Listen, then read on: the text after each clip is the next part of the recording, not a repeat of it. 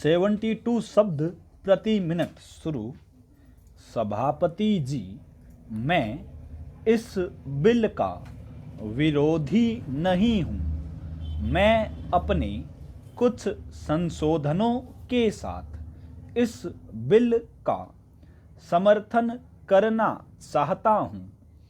मैं कहना चाहता हूँ कि राष्ट्रीयकरण से पूर्व जिस ट्रैक्टर की कीमत 60,000 रुपये थी, राष्ट्रीयकरण के बाद उसकी कीमत दुगुनी हो गई है।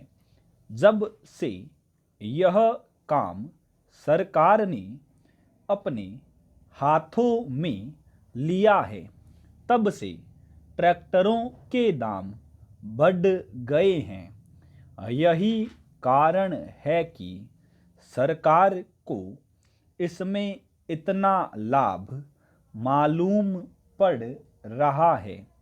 ये मनमानी कीमत किसानों से वसूल कर रहे हैं।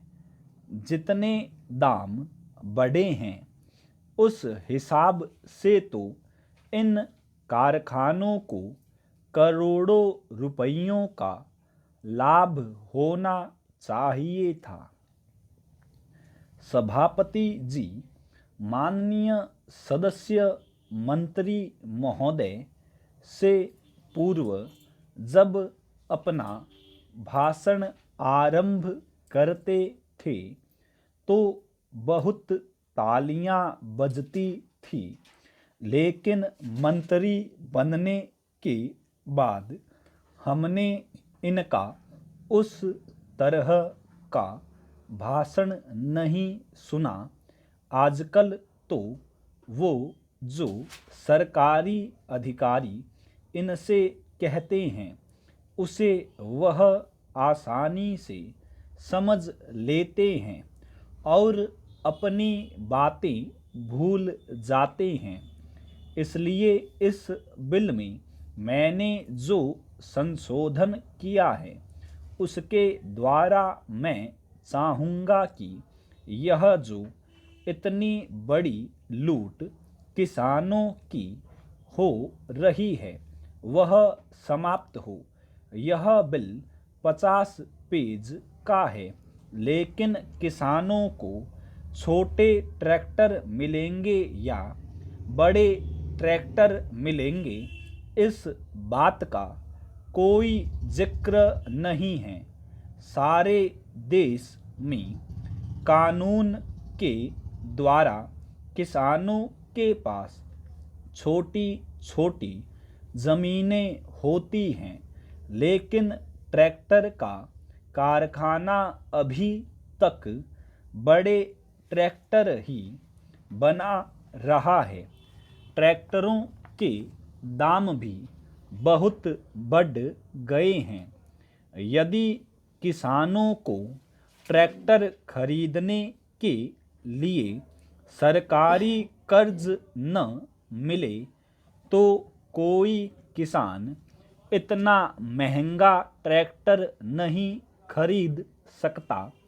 अभी तो ट्रैक्टर खरीदने के लिए 1-2 साल बाद ही किसानों की ज़मीन बिक जाती है, क्योंकि उन्हें सरकारी कर्ज वापस करना होता है।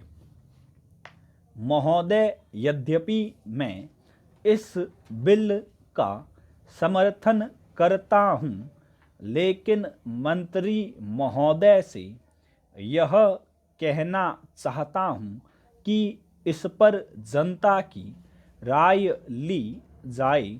इसके साथ ही ऐसा बिल भी लाया जाए जिसमें यह विवरण हो कि ट्रैक्टर महंगा होगा या सस्ता होगा और उसमें किस प्रकार का इंजन होगा।